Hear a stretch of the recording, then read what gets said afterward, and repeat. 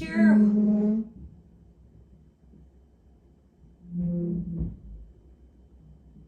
Yeah, I think that's a wonderful time to be rearranging furniture. I don't know what the hell my neighbors have been doing. I don't know if you guys are able to hear that. My neighbors have been doing, but it's been happening the past few weekends, and it's absolutely insane. It sounds like they're playing like playing bowling ball. Okay, well, I'm gonna do my best to ignore that, but hello and welcome if you're new here. Welcome back if you've seen my videos before or a current subscriber. My name is Adriana. I'm a certified personal trainer, and here on my YouTube channel, I show you some of my favorite meals, do at-home/gym workouts. It's been trying to create more vlogs. So I've been trying to get into that, not back into it, but into that. And like what we're doing today, we're gonna be talking about PCOS. And today's topic is I will be talking about the things that I do to help manage my PCOS, or I found that helped me with my PCOS. So let's go and get started. Actually, before I get started, there's another notation. Besides my neighbors making giant crazy noises upstairs, it is the weekend of the Air and Water Show in Chicago. It's 3 o'clock right now, so hopefully no more planes will be flying and making loud noises. But we got these guys up here. Anyways, let's get back into it. So you may have guessed, I mentioned earlier, but one of the things I do to help with my PCOS is actually part of my job. So I am a personal trainer. So while I initially started lifting weights for different reasons, when I started going to the gym consistently after 3 surgeries and approximately 2 years on crutches. Thank you. So I did have 3 surgeries when I was younger. I spent about roughly 2 years on crutches, but that's a story for another time. But that's actually one of the reasons I did start going into the gym before I became a trainer. But in general, lifting weights does help with PCOS. It has been shown in multiple studies that lifting not only helps with body recomposition and composition in general, cardiometabolic health, so like your cardiovascular system, your endurance, stuff like that, but helps in reducing androgen levels and insulin resistance and better ovulations when it comes to your menstrual cycle. Which is all phenomenal things for PCOS and just in general life for women. Plus, I find lifting a great way to relieve stress and feel good and get in better shape and feel in good shape.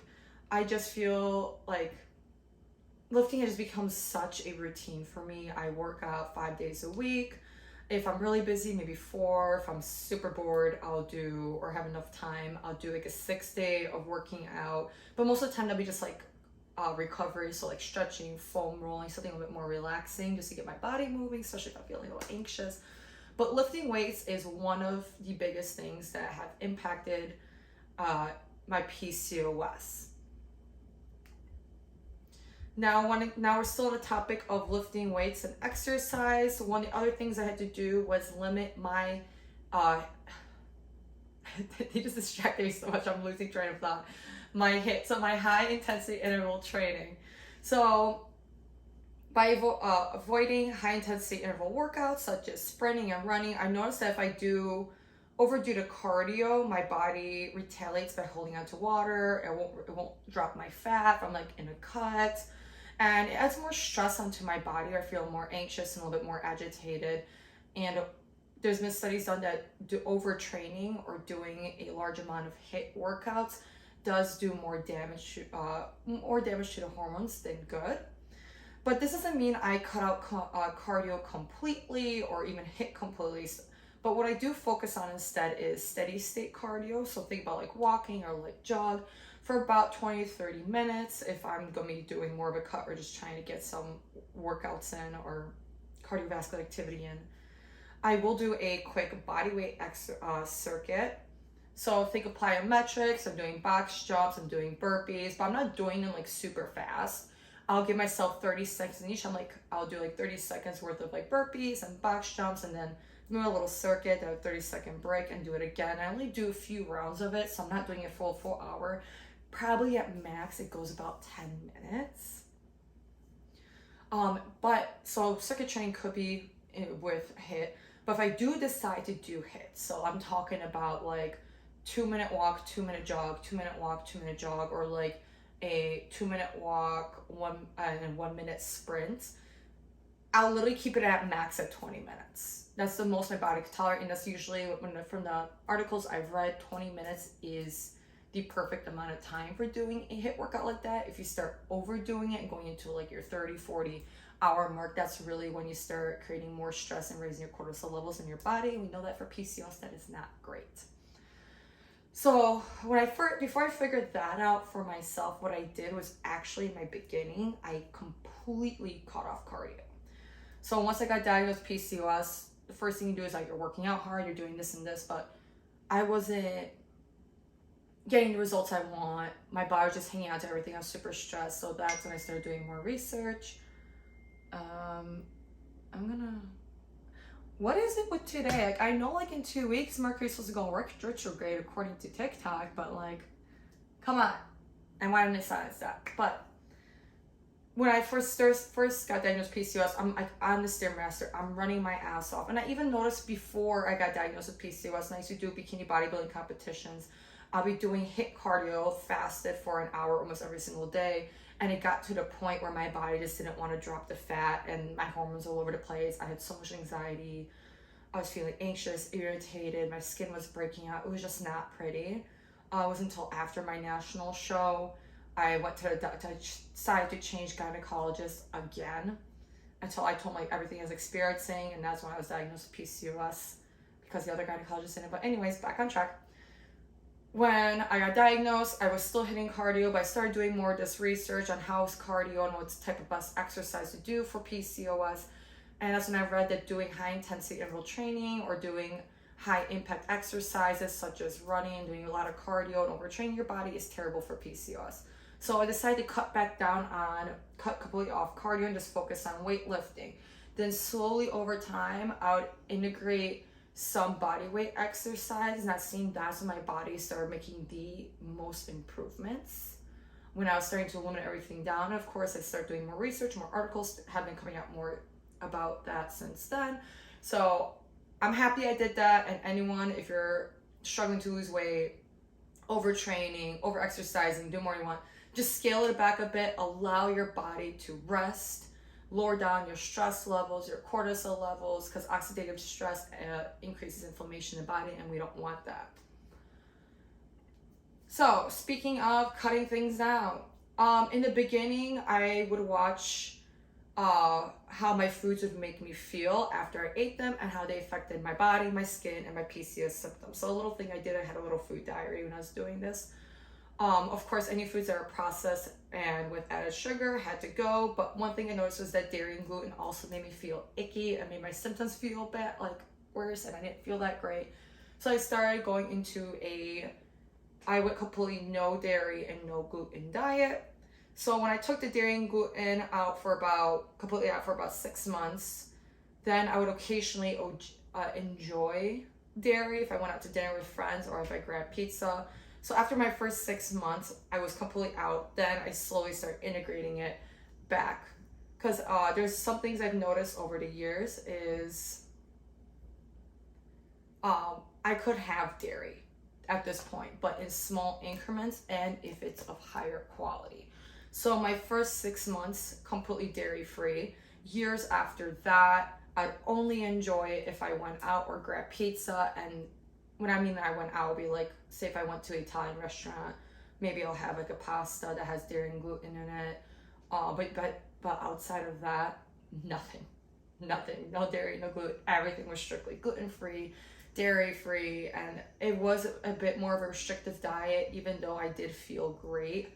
I did miss wanting to enjoy those foods. Like I really liked cottage cheese growing up, certain bread. So that's when I started exploring, just noticed. And when I started exploring the dairy and gluten option again, I realized I needed higher quality.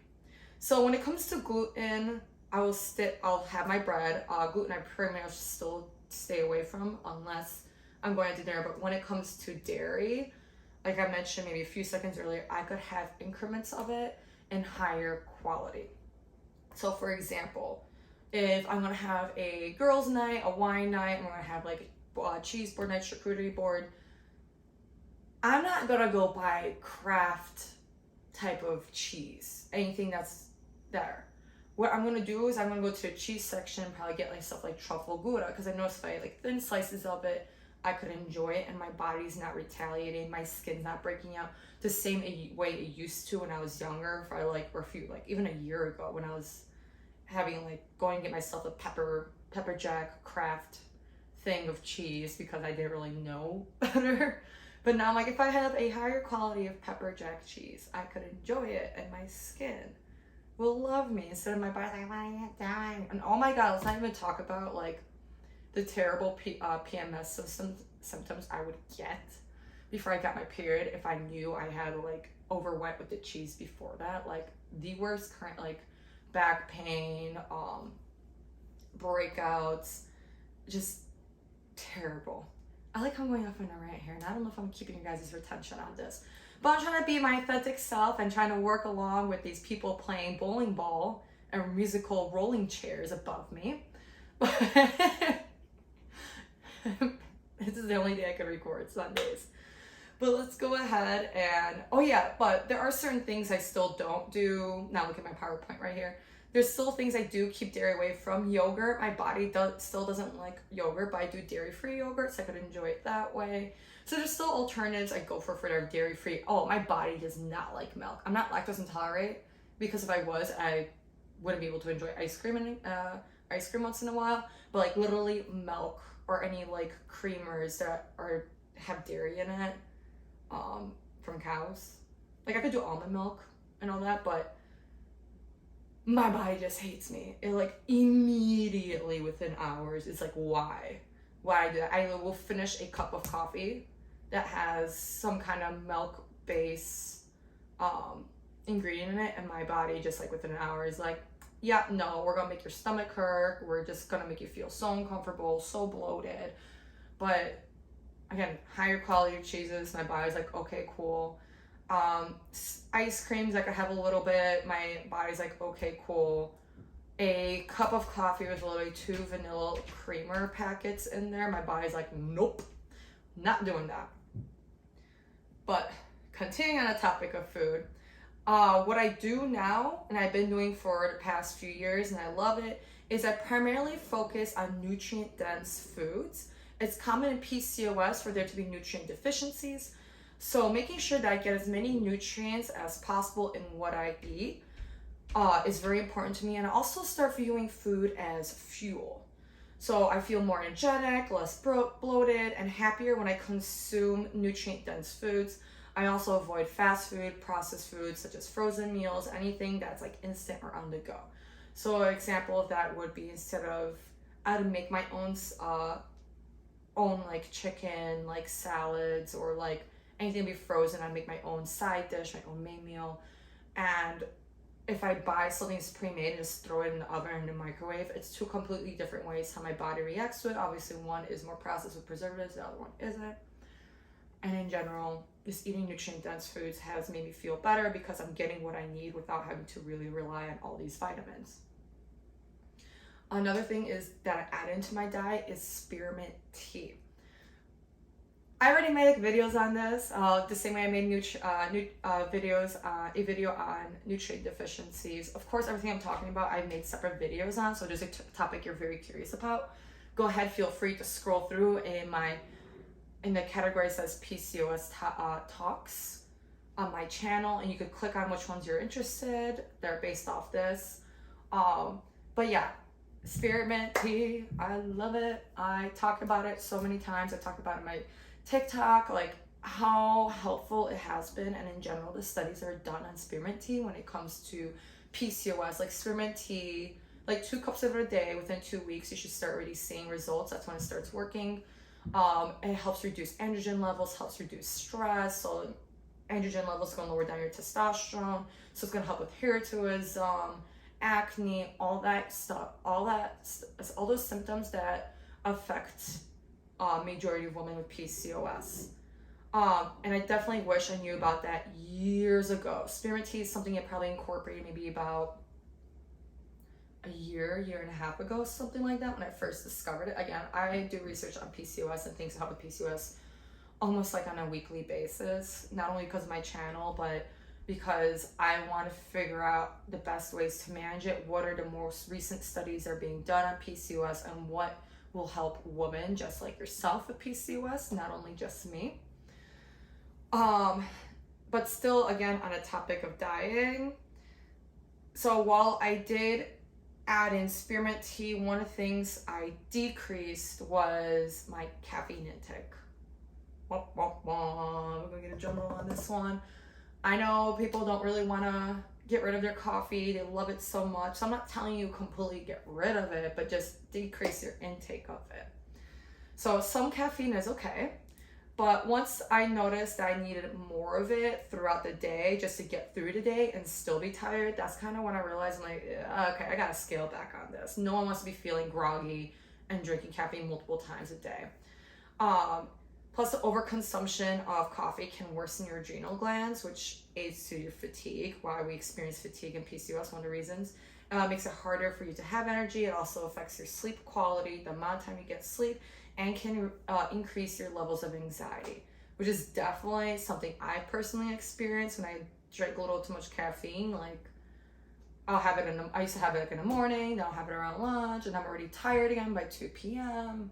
So I'm gonna have it again, and I'm like, a little anxious, but I feel tired, and I go to lay in bed by the night. I'm like, yeah, I'm a very anime person.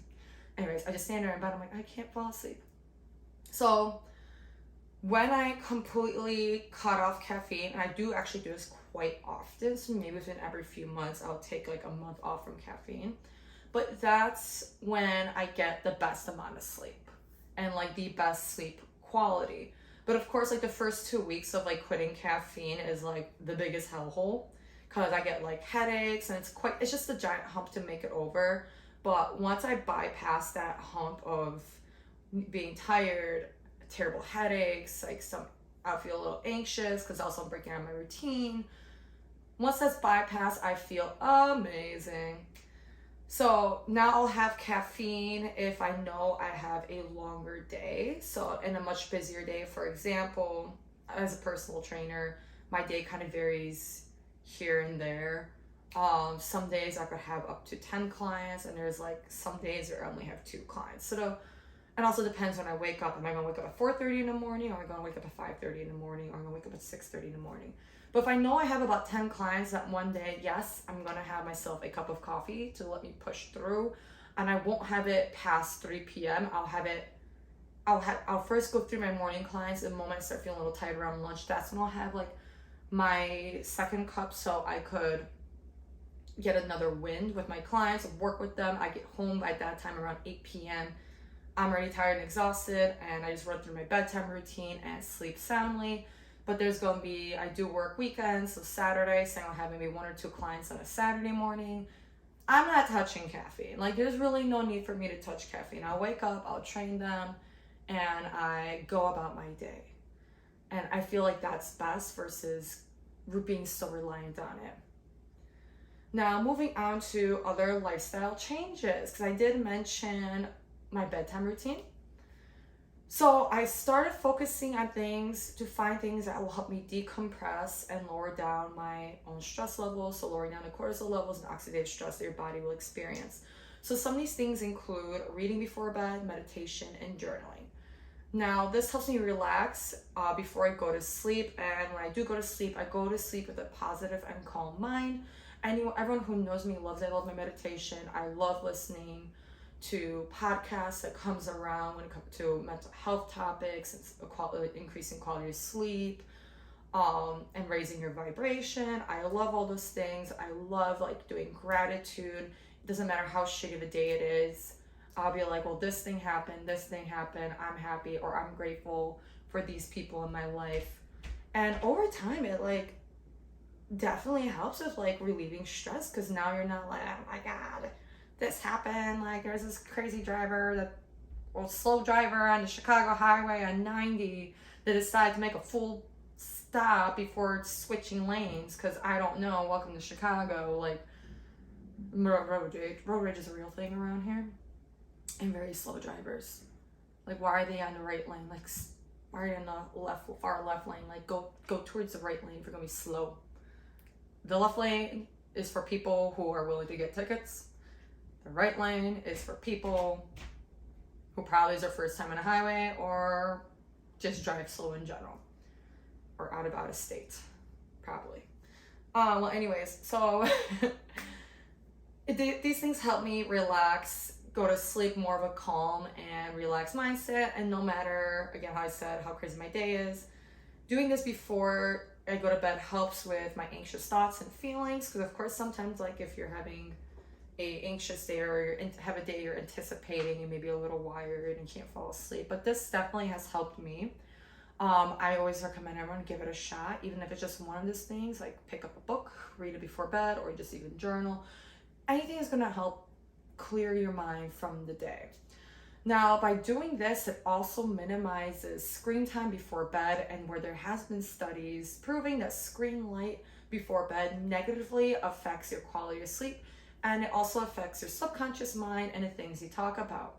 Like I said, I love listening to my podcast and learning all about these things and just reading studies on it. So there's proof on that. And of course, it will help your PCOS symptoms. We struggle falling asleep and staying asleep, so doing these small lifestyle changes it personally has helped me. And give it a shot. I'm going to say give it about 4 weeks of being consistent on it and see how it just affects your own life. So decreasing oxidative stress, aka the inflammation, is beneficial in managing your PCOS symptoms. And the less stressed you are, the better your symptoms will be. And this will bring us on to the final topic I will talk about, where everything's going to come together. When it comes to, at least my body personally, and what's helped me with my PCOS, I listen to my body.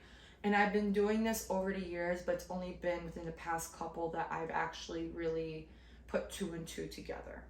So listening to my body, knowing I'm super stressed at work, I have all these events going on, I'm going to bring in an actual situation that happened beginning of March. Beginning of March, I was moving into a new apartment. It was just a shit show with all these like movers. They couldn't find like my old apartment building. And then like the management people, they didn't put my reservation down for an elevator, and it was just a mess. And then as I was moving into this apartment, I noticed that it wasn't clean, so contacting that landlord.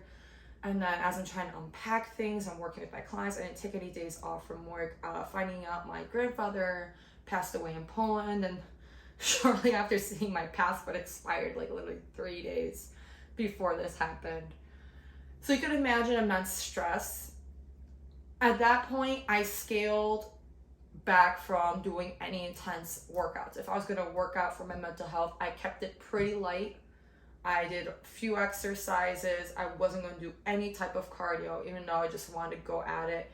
I just knew how much my body was immense stress. So scaling back on my workouts and focusing more on my mental health during that period of time is called listening to my body. Once my body started feeling better, my stress levels started decreasing, I was able to pick back up exactly where I was with lifting heavier again, enjoying my workouts, and like putting in some cardio. Also, looking at my diet too. If I already know I'm not feeling that well, so I'm feeling bloated, I'm feeling this, I'm going to take extra steps to make sure I don't go out and drink alcohol with girlfriends, or if I go to the restaurant, I'm not gonna order like that pasta, so I'm gonna focus more on the salad, which is gonna be super light for my body. If I find myself not reading for a few nights in a week because it's been a busy schedule for me, things are going on, social events happen, life takes over, so my bedtime routine wasn't there for a bit, I will make sure I block out time to get back into my bedtime routine or find something to help decompress. So when I say listen to your body, whether it's through food, you're making a food diary the way I used to, or keeping track of your workouts and basing how you feel, I recommend it. So yeah, I think I've talked quite a bit. Holy shit, I did talk quite a bit, about 20 minutes. But that's okay. It was a lot to say, and I probably could keep rambling on. just because I've been more alive and awake lately and full of energy, because I've been on track with everything that I talked about today. I haven't fallen off, so I feel great. So more energy. But with that being said, if you have any questions or want to know more, again, like I mentioned, there's something that piqued your interest in what I said. I do have separate videos on this along with studies that have been done. PCOS, example, I have it on nutrient deficiencies, lifting weights, hit versus lists, and I don't know if I mentioned spearmint too now, or nutrition deficiencies too. But I have videos on that. You could always go click on those if you want to learn a little bit more about it as I get into depth with those videos. This is just a general overview of what the things that I do to help manage my own PCOS, in hopes maybe I mentioned something here that may help you with yours, or will get you a better idea on steps you can take to manage your own PCOS. But if you've enjoyed this video and you have any questions, drop a comment below. If there's something that you do for your own PCOS, drop it down below. I'd love to hear it, and I'm sure the other women who are listening to this would love to hear about it too. This is a great community to be sharing our experiences with PCOS. Again, I'm very open with it here. And if you've enjoyed this video, hit that like and subscribe button that we can keep up with future videos. And plus, it's a great way to show support for my channel and help me reach more women with PCOS. And yeah, helping them get onto a healthy lifestyle track. But I appreciate your support, and I'll see you in the next one.